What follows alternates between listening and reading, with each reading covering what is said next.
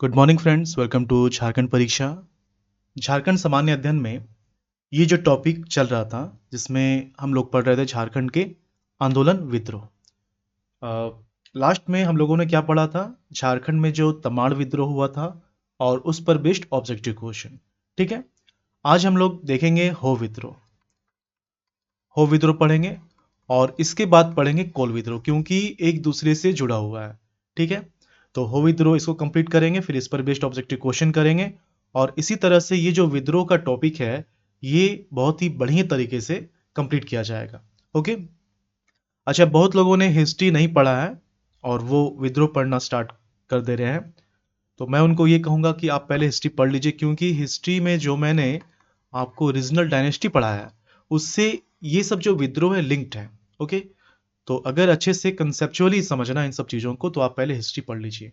Okay, तो झारखंड में आंदोलन का ये जो लेक्चर नंबर है, ये लेक्चर नंबर 17 है, लेक्चर नंबर 17। ठीक है, चलिए स्टार्ट करते हैं हम लोग हो विद्रोह। तो हो विद्रोह को समझने के लिए कुछ बेसिक चीज़ें, आखिर ये हो रहते कहाँ थे, वो एरिया कैसा था, तो इसको पहले हम लोग समझ लेते हैं। झारखंड का मैप आपको पता है, तो ये जो एरिया है, ये वाला एरिया, ये वाला एरिया, तो इसमें क्या है कि ये जो पार्ट है, ये जो पार्ट है ये ढालभूम था, ढालभूम हो गया, है ना। ये वाला जो पार्ट है ये कोल्हान है, ये है कोल्हान। ओके, ये है सरायकेला, ये है सरायकेला, ये है पोरहाट, ये है पोरहाट, ये है सरायकेला। तो इस तरह से ये पूरा पार्ट जो है ये सिंहभूम के अंतर्गत ही आता था। कहने का मतलब ये हुआ कि सिंहभूम जो है, सिंहभूम जो है इसके बहुत सारे राज्य थे। तो इसमें से जो 3 प्रमुख राज्य थे वो कौन कौन सा था, मैंने बताया था जब क्षेत्रीय राजवंश को पढ़ा रहा था। तो इसमें से जो इम्पोर्टेंट जो राज था वो कौन कौन सा था, एक तो हो गया ढालभूम, एक हो गया ढालभूम, दूसरा हो गया पोरहाट, दूसरा हो गया पोरहाट, और तीसरा हो गया होदेसम, जिसको कोल्हान के नाम से जाना जाता था। ठीक है, देखिए इस समय ये बात हो रही है लगभग 1819 से 20 के आसपास, है ना। तो उस समय की स्थिति क्या है इसको आप समझिए कि ये जो एरिया है सिंहभूम, है ना, तो सिंहभूम में, दूसरा पेज ले लेता हूं मैं, सिंहभूम में, सिंहभूम में लगभग 14,000 गांव थे, लगभग 14,000 गांव थे। और इन 14,000 गांव में मात्र 500 जो थे, मात्र 500 जो थे वो यहाँ के राजा के कंट्रोल में था, है ना। वो यहाँ के राजा के कंट्रोल में था, बाकी सारे गांव जो हैं ये कोल्हान, आप कह सकते हैं कोल्हान का जो कोल था या फिर हो था उनके हाथों में था। ऐसा क्यों, इतना ज्यादा इनके हाथों में, ये इतना ज्यादा क्षेत्र इनके हाथों में? ऐसा इसलिए क्योंकि इन पर अभी तक इवन मुगल ने भी अपना कंट्रोल ये स्थापित नहीं कर पाए थे, ये पूरी तरह से स्वतंत्र रह रहे थे, है ना। इन लोगों ने टैक्स कभी किसी को दिया नहीं, अगर देते भी थे तो ये जो टैक्स था ये रेगुलर नहीं था, ये जो टैक्स था ये रेगुलर नहीं था, है ना।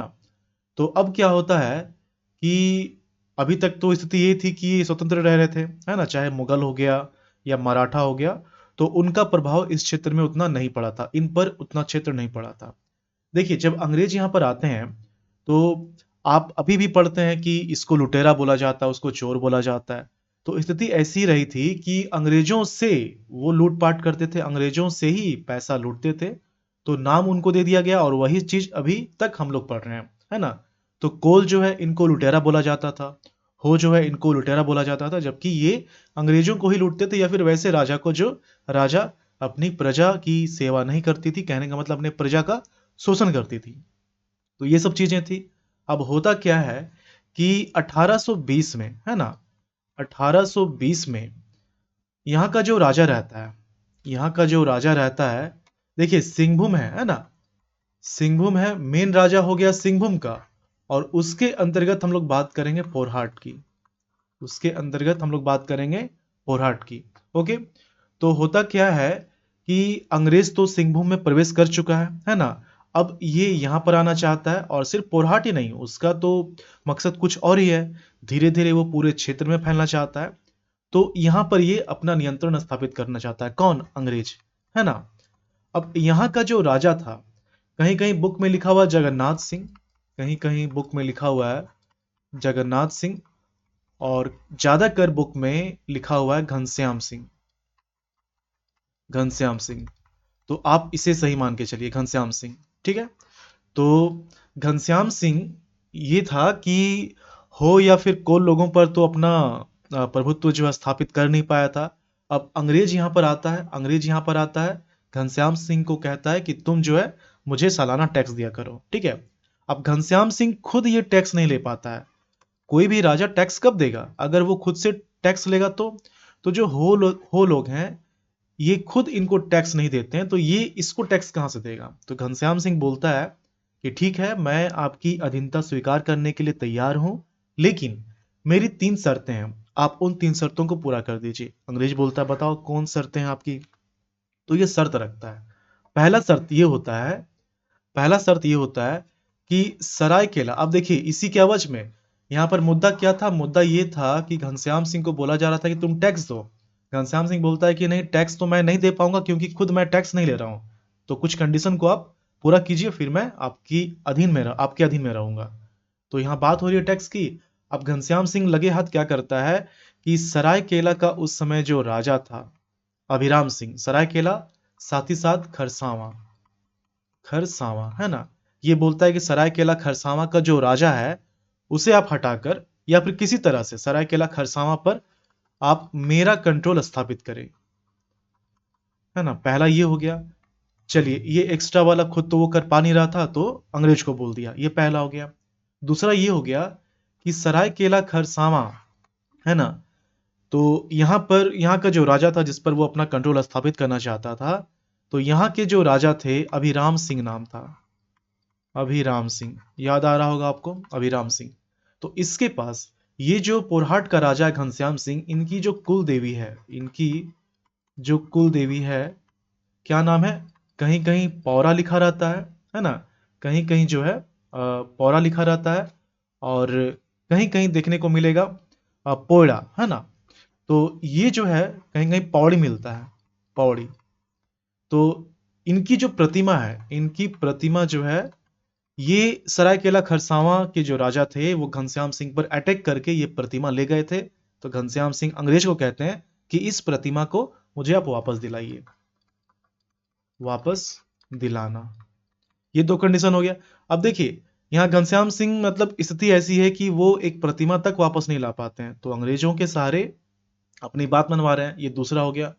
और तीसरा कंडीशन होता है सबसे इंपॉर्टेंट, जिसके लिए ये सब कंडीशन रखे गए थे। तीसरा कंडीशन क्या होता है कि यहाँ के जो हो लोग हैं, तो इन पर अपना कंट्रोल स्थापित कर ले, ऐसा कुछ अंग्रेज करें, है ना। तो ये 3 कंडीशन रखा जाता है। तो ये तो खैर ये अंग्रेजों का ही मकसद था, क्योंकि हो लोग जो हैं ये अंग्रेजों के खिलाफ थे। तो वैसे भी ये अंग्रेज जो हैं हो लोगों पर आक्रमण करने वाले थे, तो इस शर्त को मान लिया गया। ये भी शर्त उतना बड़ा नहीं था, एक प्रतिमा को लाना था, तो किसी तरह से राजनीतिक पॉलिटिक्स करके जो है ये मान लिया गया, ये जो है इनकार कर दिया गया, ये थोड़ा बड़ा था, है ना। तो ये 2 कंडीशन मान लिए गए। तो चलिए, इससे तो दिक्कत नहीं हो लोगों को। अब इस कंडीशन को फुलफिल करने के लिए अंग्रेज क्या करता है? हो लोगों पर आक्रमण करता है, हो लोगों पर आक्रमण करता है। और इसी के एवज में जो हो लोग हैं वो अंग्रेजों और राजा के अगेंस्ट में विद्रोह कर देते हैं। वही है हो विद्रोह, है ना। तो यहां पर हो विद्रोह क्या है? हो विद्रोह क्या है? हो विद्रोह क्या है? हो विद्रोह है सिंहभूम, सिंहभूम, और आप ब्रैकेट में पोरहाट भी कर सकते हैं। सिंहभूम में अंग्रेजों अंग्रेजों द्वारा कब्जा का प्रयास। शॉर्ट में तो हम ये लिख सकते हैं, लेकिन इसके अंतर्गत क्या आएगा कि ये अंग्रेजों के खिलाफ भी लड़ा गया विद्रोह था, है ना। अंग्रेजों के खिलाफ भी लड़ा गया विद्रोह था और राजा के खिलाफ भी लड़ा गया विद्रोह था, हो विद्रोह।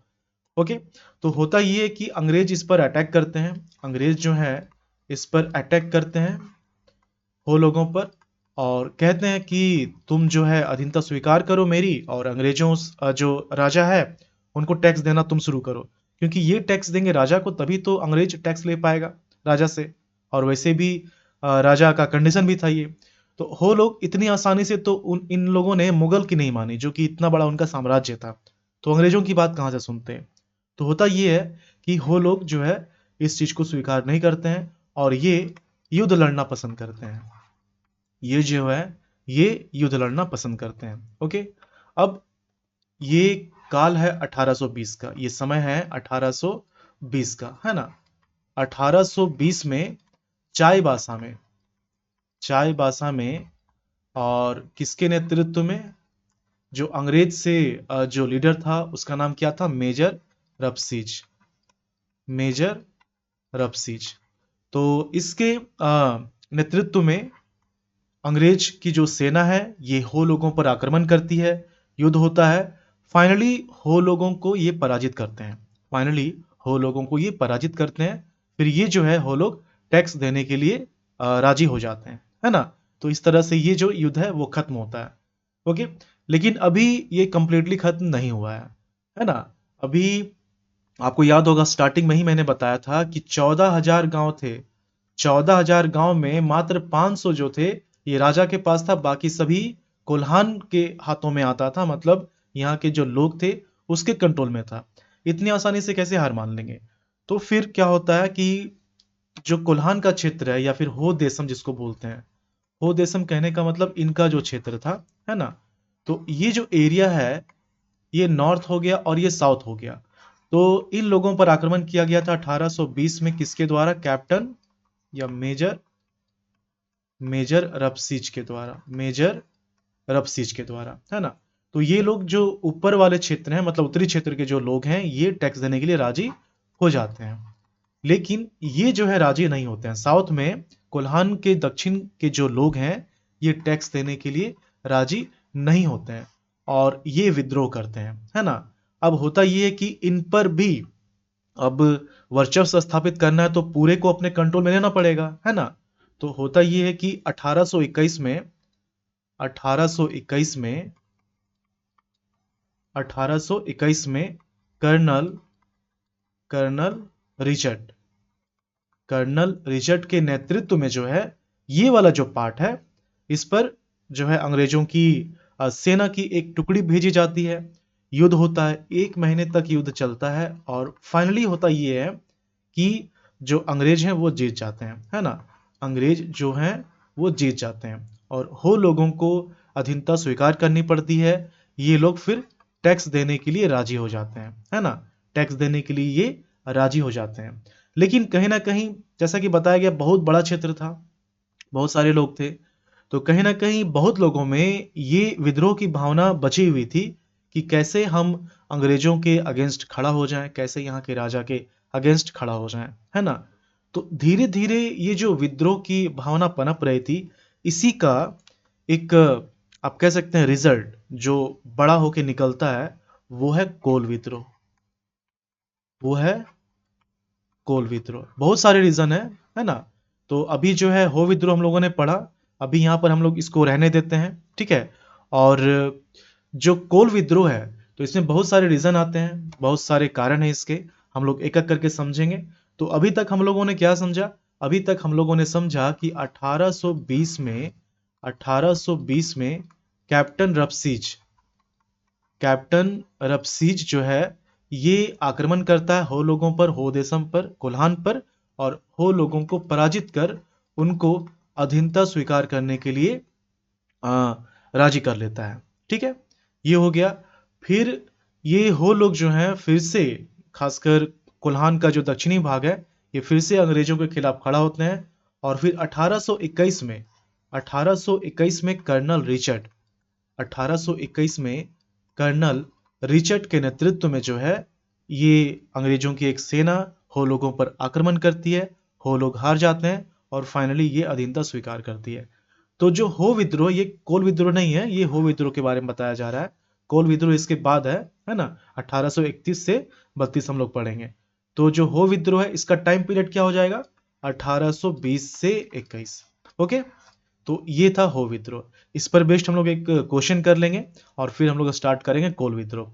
मैं फिर से रिपीट कर रहा हूं कि आपने हिस्ट्री का क्लास देखा है तो आपको हर चीज काफी आसानी से, हर पॉइंट्स काफी आसानी से कोरिलेट कर पा रहे होंगे, है ना। तो आप हिस्ट्री वाला क्लास कर लीजिए, काफी अच्छे से एक्सप्लेन करके बताया गया था वहां पर, इसलिए मैंने वहां पर समय लिया था ताकि इन सब चीजों को आप आसानी से समझ पाए। ओके, रहने देते हैं यहीं पर, नेक्स्ट क्लास में इसके क्वेश्चन करेंगे और उसके बाद हम लोग कोल विद्रोह करेंगे। चलिए मिलते हैं झारखंड अगली वीडियो में, धन्यवाद।